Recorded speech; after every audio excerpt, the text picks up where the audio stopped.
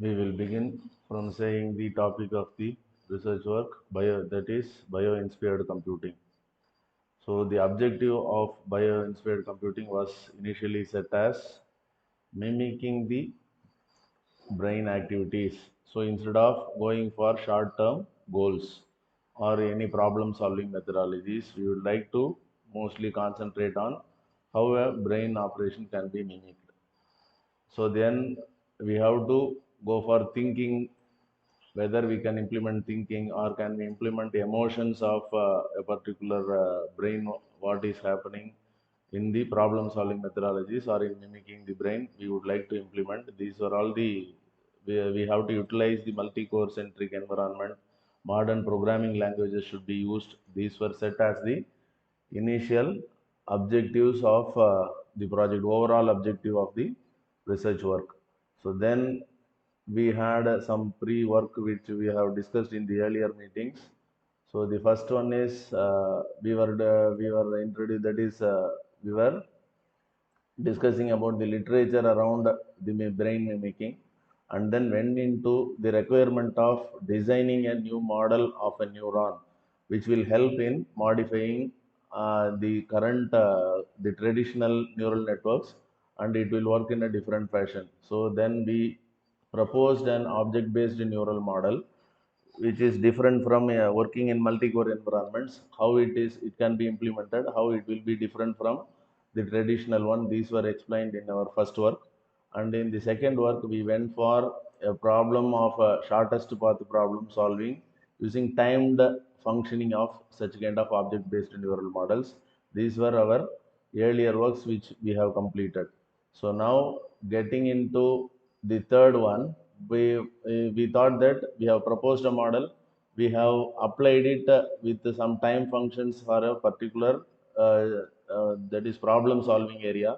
So now we would like to get into whether this object based model will be helpful in some knowledge based systems and whether it can do some modifications in knowledge based systems. This was set as our objective in the initial stage of for this part of the work, and it was decided, it was named as adding a belief module to the knowledge base.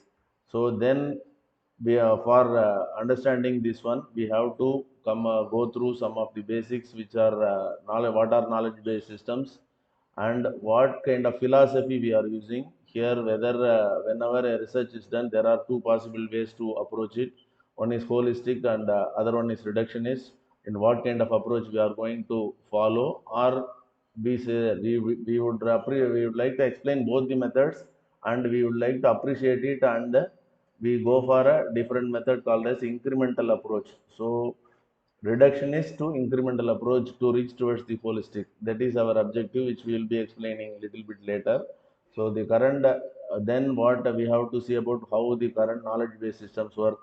Then some of the proposals what we give are similar to what is already available here, and we have to go through it. The knowledge graphs and belief nets are already available in the area of artificial intelligence. So then how, what are they and how they are different from our implementations, that we have to see.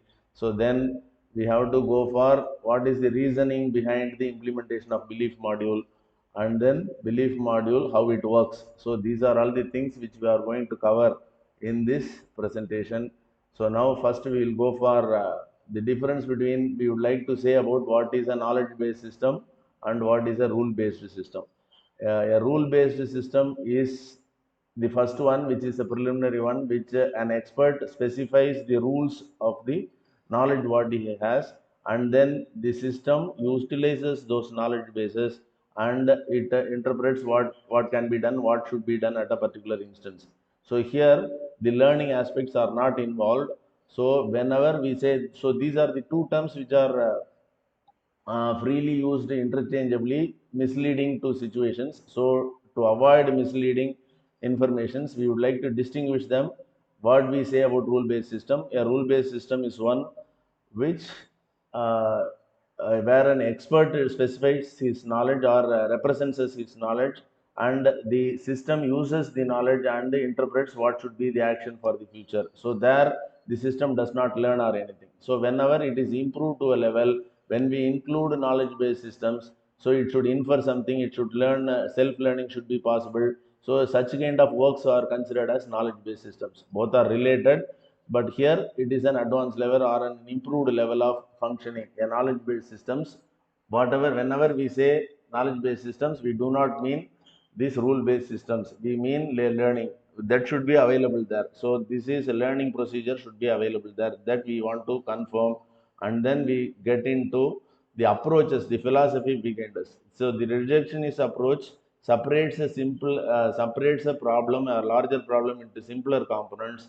and looks at it and approach to a particular portion is looked at as a whole. So that is what happening in the reductionist approach. So what happens in reductionist approach is overlooks over cause behind behavior, causes behind behavior. So it overlooks the particular, the holistic behavior of the system, and it concentrates only on a particular area. And this is a problem of oversimplification in the reductionist approach. But in terms of holism, why don't we? So why do we go for such kind of thing? Because that is because the holism is difficult in to be prioritized. What has to be done? It depicts a complex system.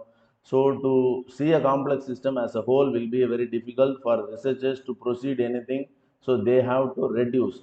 So in this situation, what we are trying to do is, we have already many reductionist approaches have been applied in the area of artificial intelligence, and now we try to build up. We are in a situation, we feel this is the time where we have to improve them into a brain mimicking stage, where we have to add some extra facilities. So that is why we go for the incremental approach.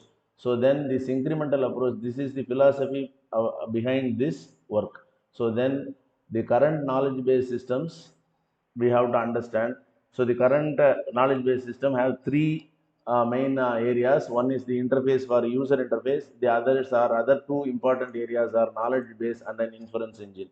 So the knowledge base is a static data representation, and the inferencing are the procedures which work on the knowledge base. And finally, the external work is happening, or the user or the agent. So the external people can be considered as agents and users. So whenever we say agents, agents are the people who help to build up the knowledge base using inference engine, and they say users try to extract the information from the knowledge base using inference engine. So for both agents and users, the inference engine acts as a common pathway between them. So in this situation, we would like to work on this area, whether this can be divided into different parts, whether these functionalities can be improved. That is the initial thought what we had in our thing. For doing that, we have to go through what an inference engine is. The inference engine has basically that is rule based or knowledge based systems. You use predicate logics, and they use languages like Prolog, and in the later stage you also have some languages like OPS5. So these are all the languages which were used. We are going to discuss about them in the forthcoming presentation. So the predicates are the, so to elaborate on them, the predicates are the functions. Predicates are the functions that test their arguments. So you have to understand, a predicates are the functions. Normally, this is the definition. What is about a predicate, which is already there in the artificial area of artificial intelligence. Predicate is an function, are the functions which are doing. But what happens here is, whenever we say an example of a predicate, we can say that is being read. I will say a predicate example of predicate is being read, or being a person, being a person,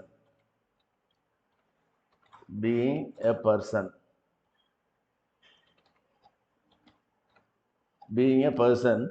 Ram.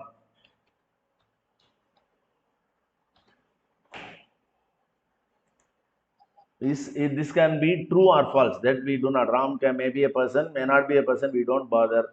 But a predicate is a function on the constants which is working on it. So it has to do a work, it has to test them and then say yes or no. But what happens here is these predicates are represented as mere statements within the computers as are now. So that is what we feel.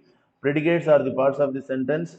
In a sentence of an English, a predicate will be considered as a verb. So normally it is considered as a verb which is doing a work on the subject or the predicate. You can have a verb will be relating two things, and subject of the sentence and also the object of the sentence. They will be, it will be relating, it will be doing the function of relating them. So this is how we have to understand a predicate. So the you can, that is, the artificial intelligence starts with propositions. We do not go into it now because it is at the next level. Already we know that propositions are ineffective in specifying the natural things. So we went for predicates. So we do not go for basic things now. We get into predicates straight away. The implication is a conclusion. So here the predicates are represented as that is predicates do some work. The predicates also imply something. Being a person implies living. So he is living or not. So it implies that. So it also implications are related to those things. We call them as connectives. Apart from and or connectives, we also have implications as connectives that we have to understand. So we will be taking up an example and then going through it in the later part of this presentation. So now to we should, that is to revive what is to get all of you into the area of the discussion. We are just seeing about the predicates, and then we have a language called prologue where the classes are represented as facts and rules. So even though we call in the predicate logic, we call things as that is implications, and then that is facts and implications. Here when it comes to an implementation as a language, what is happening here is there we use a different nomenclature where we call them as facts and rules.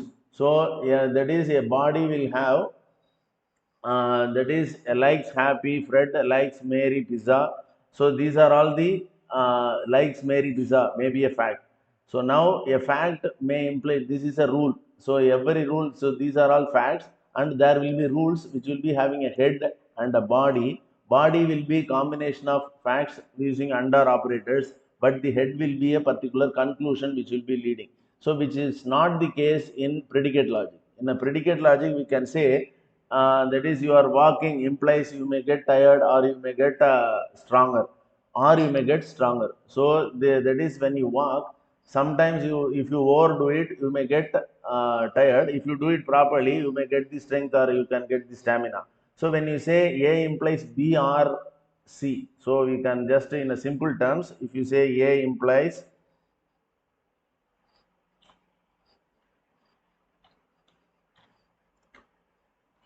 B or C, that is B or C, sorry, B or C. A implies B or C. So now in this situation, what happens here is A can imply two things, but here in the terms of prologue, the left hand side comes on the right, and that is the right hand side goes to the left hand side. Whatever is being inferred comes on the left hand side, which is called as the head, and the body will be the right hand side, which is the work which is we have to do. So A implies B or C. So that has to be written as here in here A or B. So you cannot write like this in prologue. So I will also demonstrate it. So the left hand side will be called as a rule.